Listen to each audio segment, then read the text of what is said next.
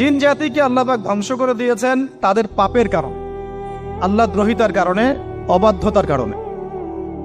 এখন আল্লাহ রাব্বুল আলামিন ইরাদা করলেন পৃথিবীতে আমাদেরকে সৃষ্টি করবেন, মানে মানুষকে সৃষ্টি করবেন।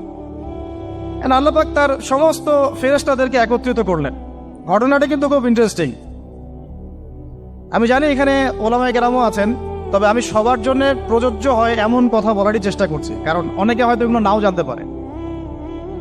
তো আল্লাহ পাকের ভাষায় আমি যদি বলি, আল্লাহ রাব্বুল আলামিন বলছেন, বা'দা আউযু বিল্লাহি মিনাশ শাইতানির রাজীম, ওয়া ইয ক্বালা রাব্বুকা লিল মালায়েকা ইন্নী জাঈলুন ফিল আরদি খলিফা। হে নবী মুহাম্মদ সাল্লাল্লাহু আলাইহি ওয়াসাল্লাম, তুমি স্মরণ করো সেই সময়ের কথা যখন আল্লাহ তোমার রব সমস্ত ফেরেশতাদেরকে ডেকে বলেছিলেন যে ইন্নী জাঈলুন ফিল আরদি খলিফা, আমি জমিনে মানে পৃথিবীতে আমার খলিফা পাঠাতে চাই।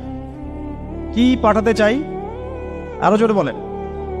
আল্লাহ পাক বলেননি পৃথিবীতে মানুষ পাঠাতে চাই, পৃথিবীতে নতুন কোনো মাখলুক পাঠাতে চাই। আমাদেরকে আল্লাহ পাক সম্মানের শব্দে সম্মানিত করেছেন, বিশেষায়িত করেছেন। আমাদেরকে বলেছেন আমরা আল্লাহর খলিফা, আমরা আল্লাহর খলিফা। এখন আমরা আল্লাহর খলিফা, কিন্তু পৃথিবীতে মানুষ খিলাফা শব্দ সহ্য করতে পারে। হ্যাঁ, কি অদ্ভুত না? এটা কোরআনের কি শেষের দিকে আছে না প্রথম দিকে আছে? সূরা বাকারার একদম শুরুর থেকে 3, 4, 5টা পৃষ্ঠা উল্টালে দেখবেন এই একটা আছে। কোরআন তাহলে শুরু থেকে কখনো খুলেও দেখেনি সে ব্যক্তি।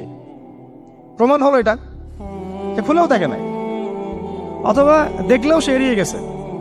আল্লাহ পাক আমাদেরকে বললেন যে পৃথিবীতে আমি আমার খলিফা পাঠাতে চাই।